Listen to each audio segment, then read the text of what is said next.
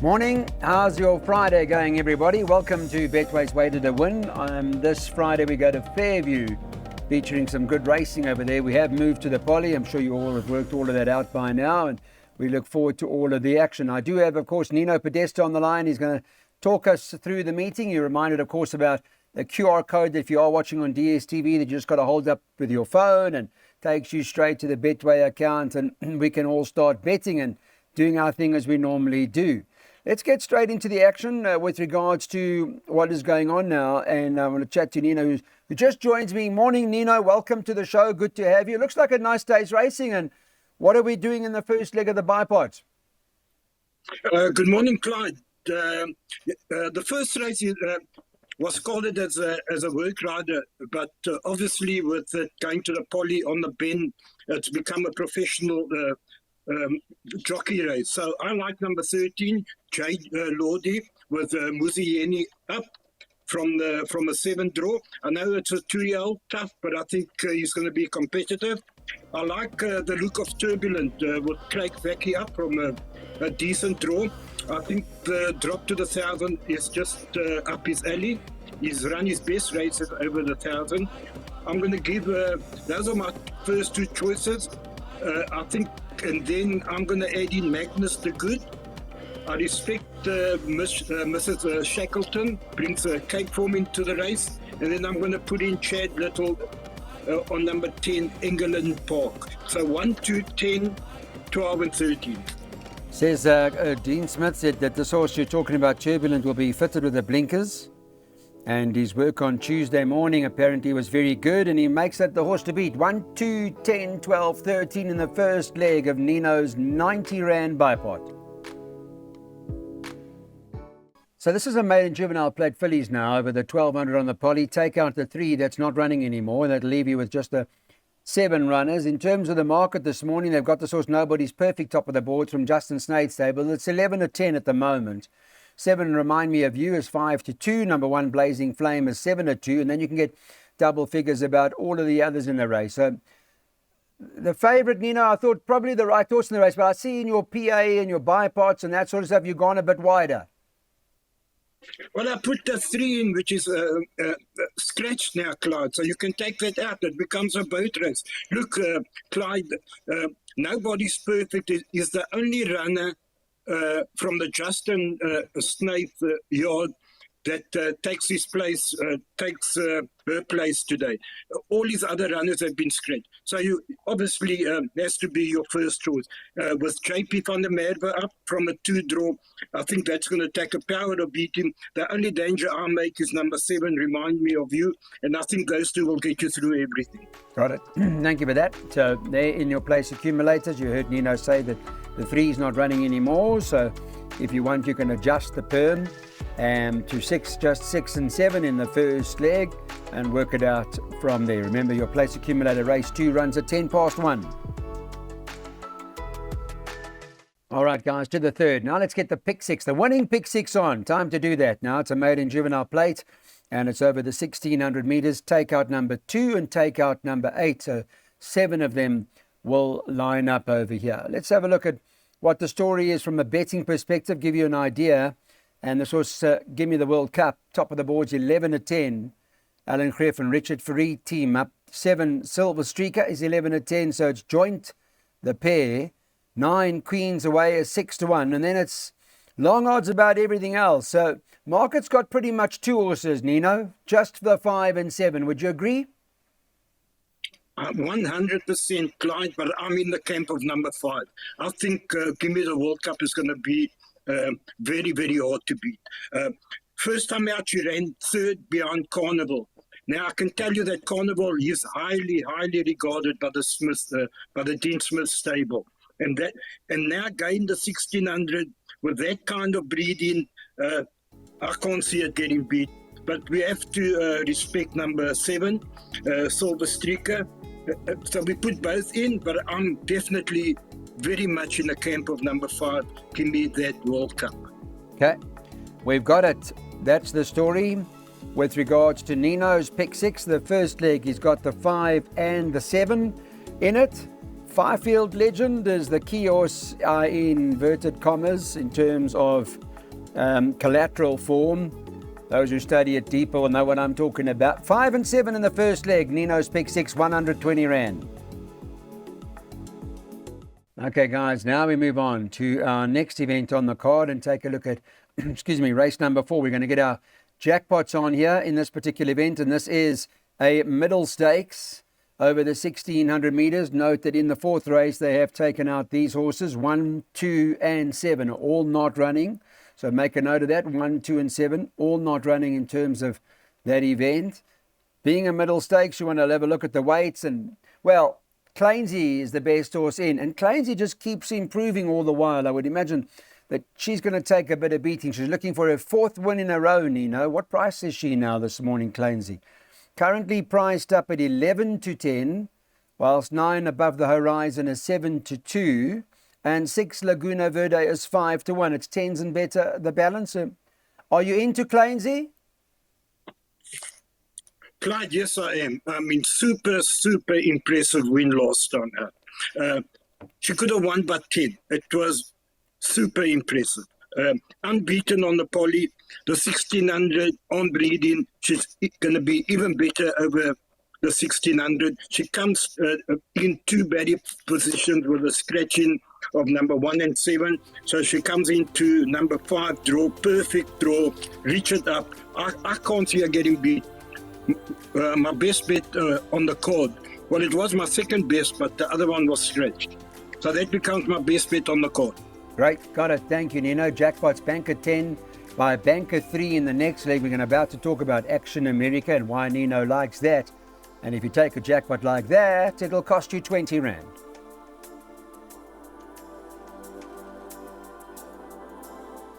Let's go to race 5. This is a handicap at the 80, 1400 meters poly. Take out the 4, who is a very important scratching, obviously, and a major adjustment in the bettings because of that.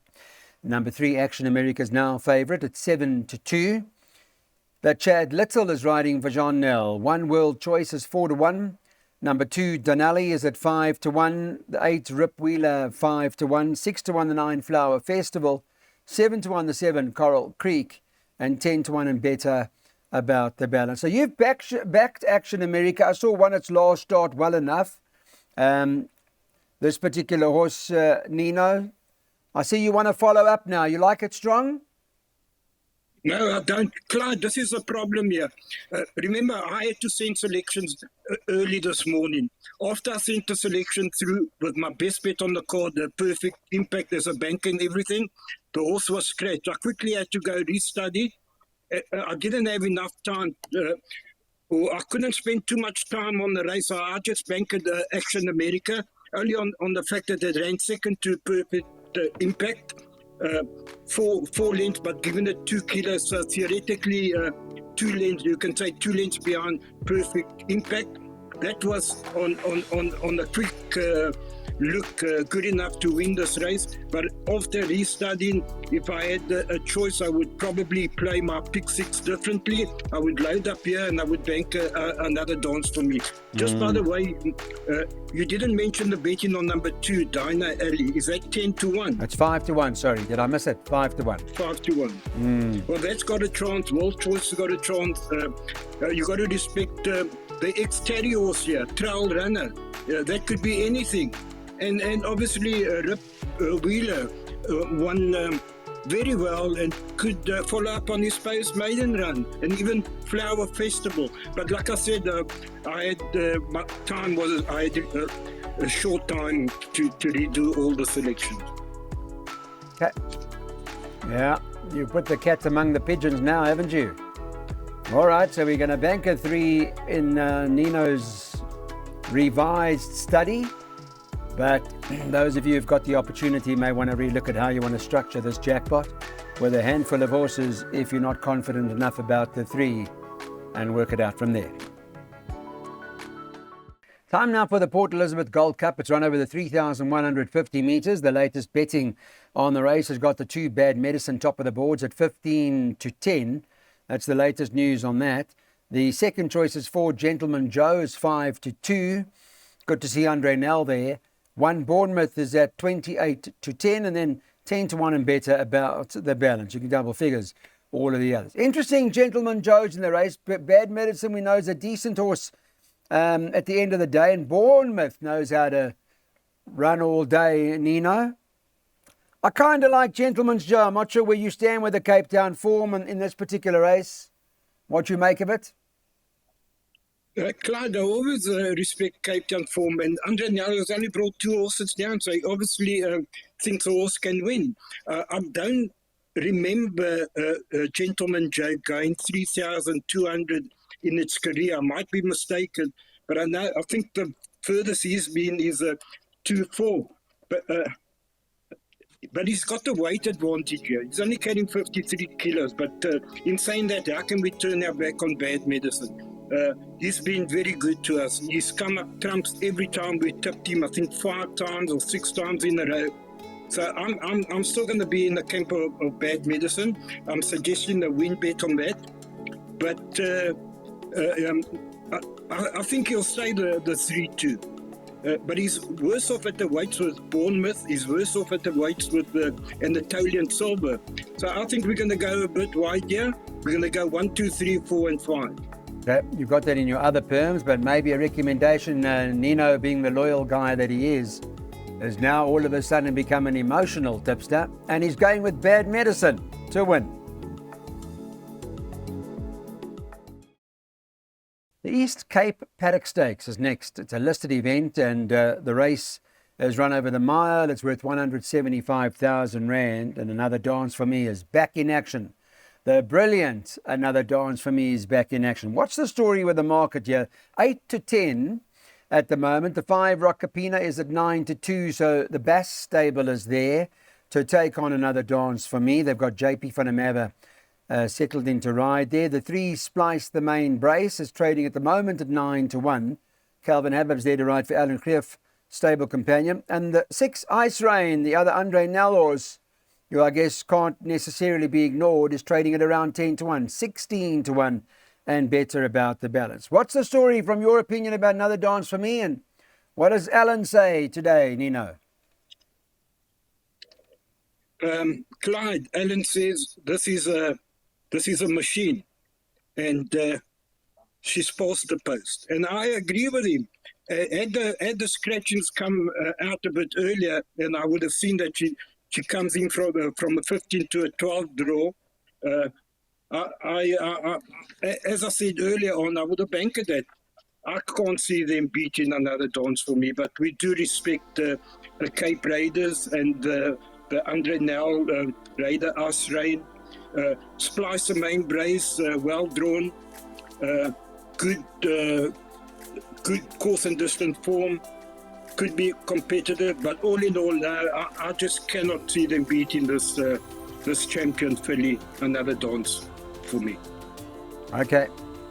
Interestingly enough, she is the horse to beat. Her form is tremendous, and it's good to hear the confidence coming from the stable companion Splice the Main Brace. You look at the weights in terms of the best weighted horses, the stable companion is better weighted. And a horse like Rockapina's ahead, and Enchanting Choice, there are a few. But the confidence is there. It's coming from the yard directly. We know how good she is. As Nino's made reference to the fact that she comes in on the draw now. She's a hard horse to beat. All right, the last race. This is a handicap at the 80 level over 1,200 metres. And in terms of the final event, takeout 1 and 10, that's not running. The market has got them priced up this morning as follows. Top of the board, Slash and Burn is trading at 15-10 at the moment. Alan's there. Richard Ferree's there to ride for Alan Krief. 5 Rhythm. Craig Zaki, Dean Smith, they team up. They're 7-2. 2 Born Supremacy this morning was 13-2. 11 Eugenius 7-1 and 10-1 about the 4 Coastal Path. It's 12-1 and better about the balance. Market-wise, I'm just having a look. Not too much going on in terms of the market as far as I can see, Nino. So are you cutting him down to the 2 horses, 5 and 6? Personally, yes. I've added Rhythm. I think that's the only other one that can trouble my 2 selections. Talk about Slash and Burn. He's 2 kilos better off with Born Supremacy on the penultimate run over course and distance for a beating of 1.2 2.5. So he should theoretically, on paper, run ahead of Born Supremacy. But I just like the way this Born Supremacy, and I might add at a very nice price of 5.5 to 1, 6 to 1. I like the way he's taken to the PE poly. He's just unbeaten on the poly, and I think he's going to run another massive race. On the value side, I'm in the camp of Born Supremacy at 6 to 1, but I do make Slash and Burn the nearest danger, and just to make sure we survive the pick 6 if we get there. I've added in number 5, Rhythm. Okay, got it. Thanks. Born Supremacy. What price did we say Born Supremacy was? Trading at 6.5 to 1, so 7 to 1 thereabouts. So there we go. Stallone Naidu riding that for Dean Smith. That's a wrap from Nino's side and the Weighted to Win team on this Friday Fairview meet. We look forward to talking to Daryl Marie as we go to Turf and Teen on Saturday.